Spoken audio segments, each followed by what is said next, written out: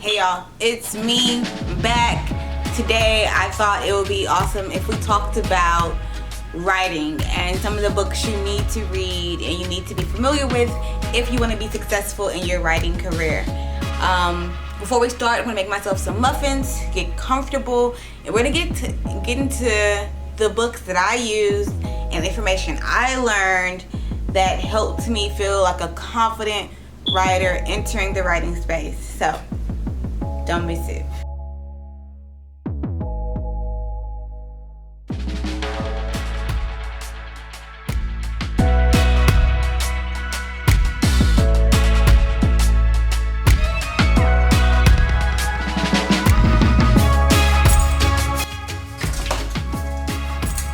Alright, so I'm still in my kitchen, but we might as well get this done.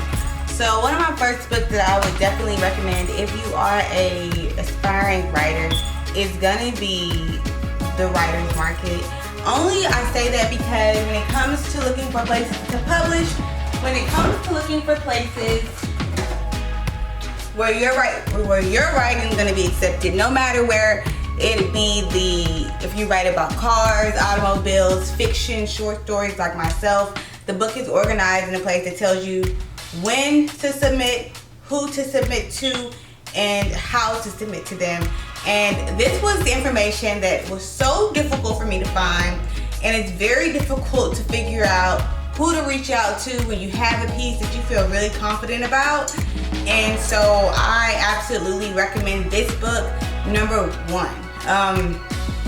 Another database, that book's like $30, so another database you can use if you're really thinking about like, oh, okay, I really want to have, a place where I can submit my work, can't afford the book right now.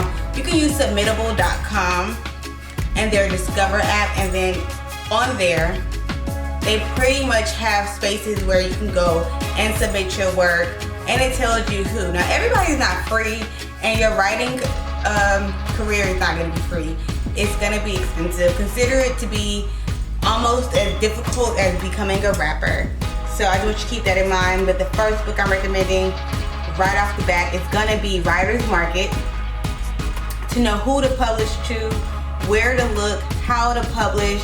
It also gives you a guide to how to write a query letter, how to find an agent, when to find an agent, the proper prices to place your work, which was also difficult for me to find out when I first started. Like, how much does a professional charge for a resume? How much does a professional charge to copyright?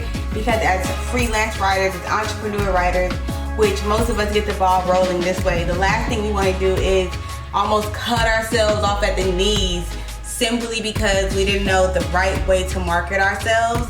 And I think that getting this book is going to be your first step to saying, okay, I'm serious. I want to be paid. I want to be taken seriously. I want to be respected. And I think the first book to do that is going to be The Writer's Market. So check that one out first.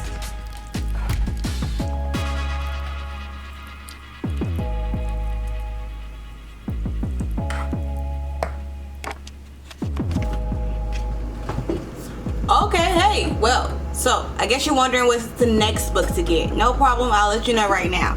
The next book I think you should totally get if you're thinking about being a very serious writer is Stephen King's On Writing. I'm telling you guys, this book will help you understand that writing is for you, at least if it is for you. Especially if you're in a downward slump on your writing, if you're new, if you haven't been published, or if you're still really just trying to find your footing. He writes in such a way that makes you feel confident that you can do it. He explains writing in a non-pretentious way, and he lets us understand that it's a skill that we can build on, not just a talent. So anybody can be a writer if they really are determined to set their mind to it. He gives us, he walks us through his personal journey, how he first got started, what he was doing. He was actually a teacher, similar to myself, so it kind of really helped me feel better about feeling a little bit off my path. But that's my second book. If you're an aspiring writer, I totally suggest you check out Stephen King's On Writing.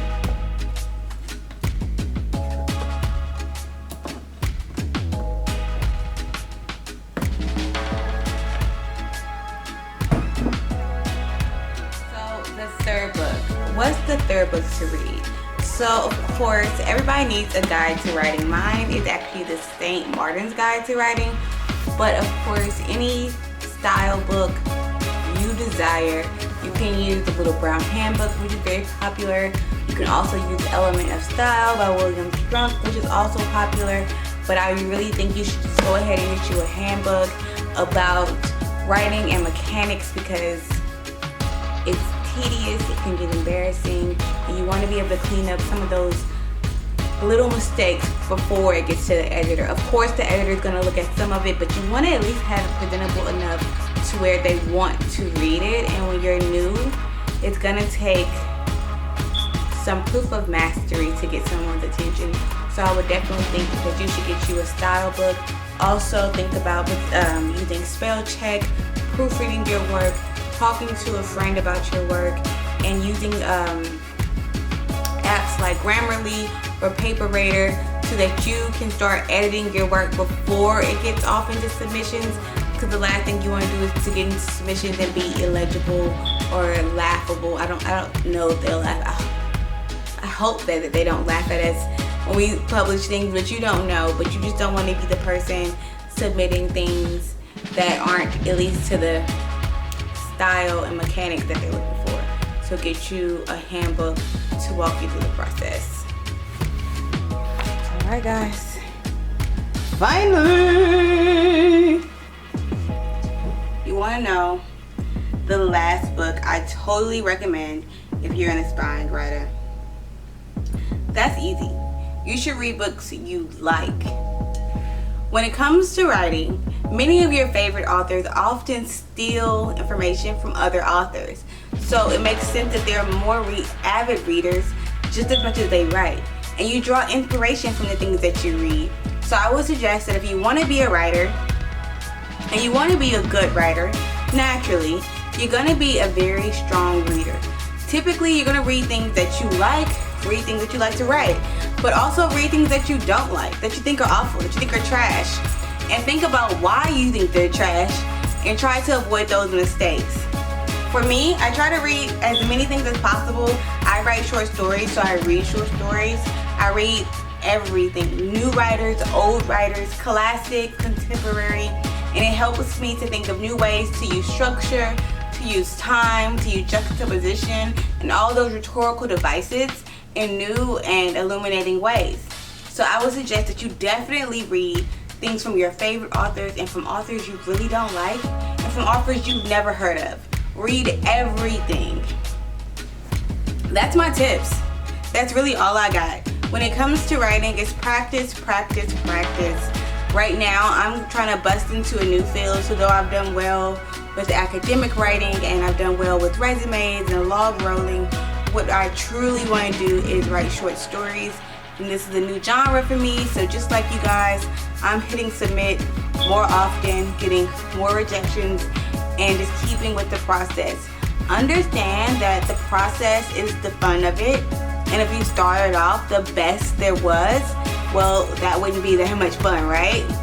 So think about like enjoying the learning process, enjoying the growth process, enjoying, I don't know, when I get a rejection letter, I'm always like, that's okay, because right now I'm in the process of writing my very best work.